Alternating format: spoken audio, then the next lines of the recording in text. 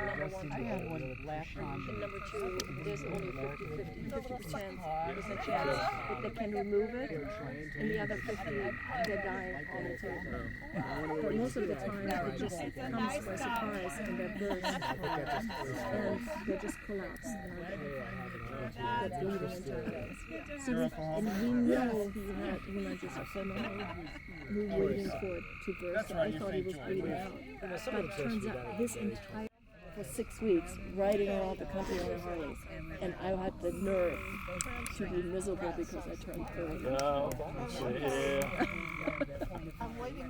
32, I guess. Was that for work or just because I you just had 3 suitcases, Okay. 10 grand in my pocket, my life savings. I came over here and started from scratch.